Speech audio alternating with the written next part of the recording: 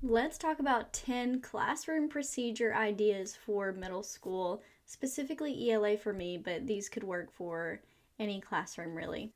I want to start by talking about two mistakes that people make with classroom procedures, and by people I mean me. Number one, in my first year, I thought that I just had to teach a whole day's lesson on procedures and rules.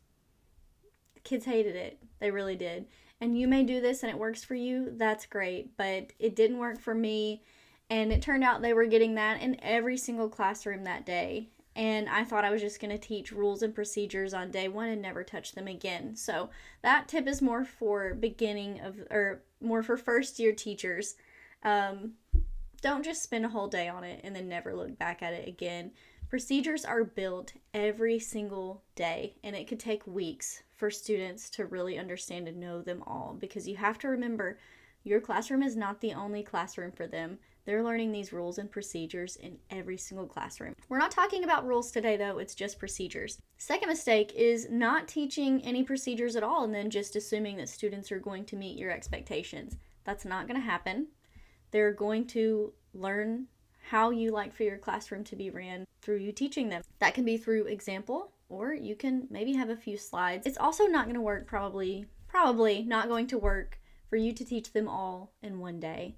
I like to teach a procedure as it comes, as a problem arises, or as we get to a certain one. If it's appropriate for that day, I go ahead and teach it. So with that little bit of advice, let's go ahead and dive into the 10 ideas.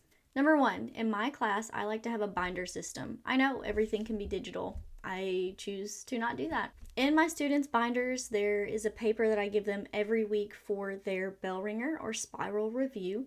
It has a box for Monday through Friday, and each day when students come in, they know they get their binder, go to their seat, open it up, look at the board, and they have a question or questions to answer in that day's box. That's the procedure. When you walk in, you get your binder, you do your bell ringer with your binder. And there's a lot of stuff that we put in our binders, but that is the key for coming in for a bell ringer. They just know. First things, come in, binder, bell ringer. Number two is setting up that binder and establishing what all will be in that binder for the year. So our bell ringers go in there. Any important notes that I have for students to reference. So in ELA, we have a lot of anchor charts, a lot of transition word pages, or fanboys for compound sentences, woobis words, as I call them, for complex sentences. There are reference sheets that throughout the year, as we learn a skill, they go in there. So I teach students at the beginning of the year, your binder is honestly going to be your savior throughout the year, because we also may keep old essays in there that have notes in them that give students pointers for how to improve their writing. So binders and bell ringers, they kind of go hand in hand, but bell ringer is its own thing. Binder, we use that for lots of different things. It just happens to be the first thing students grab when they come into class. I also let students know if we're working on argumentative essays, okay, in your binder, make sure you have your reference sheet for claims and counterclaims. Number three, I always have a pencil rental system.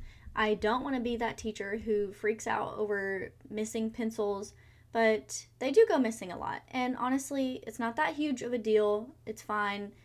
I personally have just used classroom money to buy those things. But one way that I have found that it cuts down on pencils going missing is a pencil rental system. And what I do is I'll put the pencil on a little paper clip or a binder clip, and I put a magnet on it, and I'll put 4 or 5 on the board. Up above it, there's a sign that says pencil rental.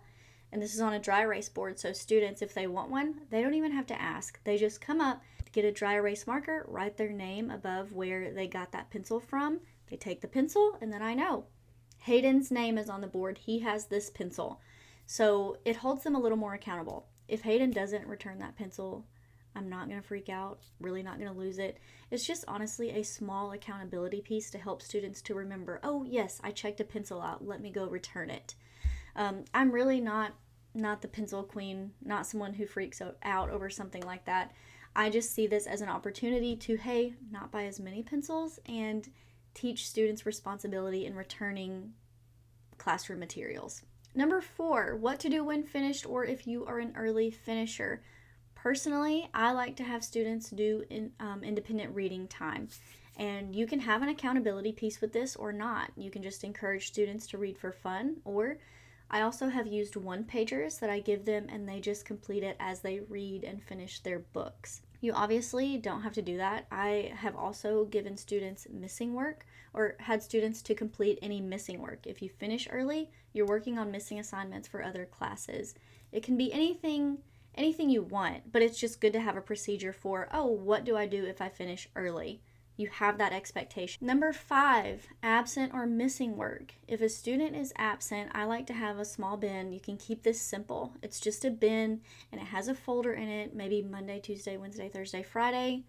Change it out weekly, or you can set it up by month. Each month you just put in there the papers.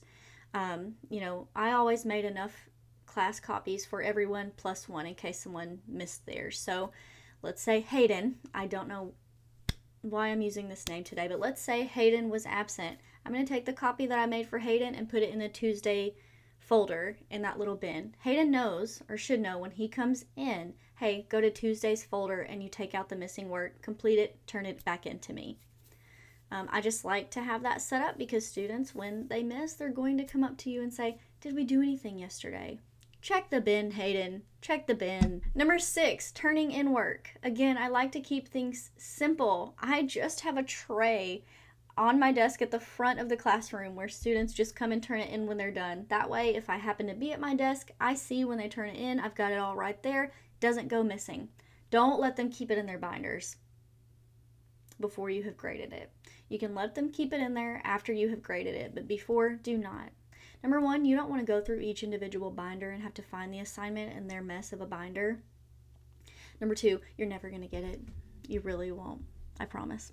Number 7, bathroom procedures. My school actually had a procedure for that, but I liked it. We had this little thing. It was plastic. It held a piece of paper, not a regular size. It was about like this, and we hung it at our door, and it had name, sign out time, sign in time, and students would, it's kind of gross actually now that I think about it. Students would take that small little thing, sign their name, sign what time they went out. They have to take it with them to the bathroom so that if they get caught in the hallway, they can say, yes, I have this hall pass. And then they bring it back, sign what time they got back, and hang it up. But it really did always, I never wanted to touch that thing because it went to the bathroom with them. I don't always trust that they wash their hands, and there's the moment between the urinal and the sink, so sanitize it. You can use a procedure. I did like the one that my school had, even though it might have been a little gross. Number 8, technology procedure. We had in my classroom Chromebooks and a Chromebook cart. So really, each student had their own assigned one, and the only thing that was important to me was that those things were charged if we needed them. So if we used them, students put them up in their spot and charged it. And they have their own assigned spot so that we know everyone has a charger. All right, number 9, partner and group work expectations. Something that my students have always known is if you're working in a group or in a pair even, everyone has a role. Someone may be the reader, someone may be the writer, someone may be the one asking questions. Everyone has a role. So they know if I'm in a group, I don't get to just sit here and do nothing. And I assign different roles depending on the project or the activity, but they just know, hey, we always have a job in our group. Number 10, this one is really just for ELA, but having a classroom library sign-out procedure. What I like to do is just have a paper with a date, book title, and name. And then they put that they've checked it out on this date. When they check it back in, they put down the date for when they're checking it back in. I didn't have to do this in my latter years because my class just would go to the library, in the main library, and check books out, but I would sometimes have students who they actually didn't like the book that they got from the library, so I would just tell them, hey, drop it off at the library. On your way in tomorrow morning, you can check out a book from the classroom library that you might like better. So just a small paper to keep track. This went out and it comes back in, and no, I did not have a due date for the classroom library.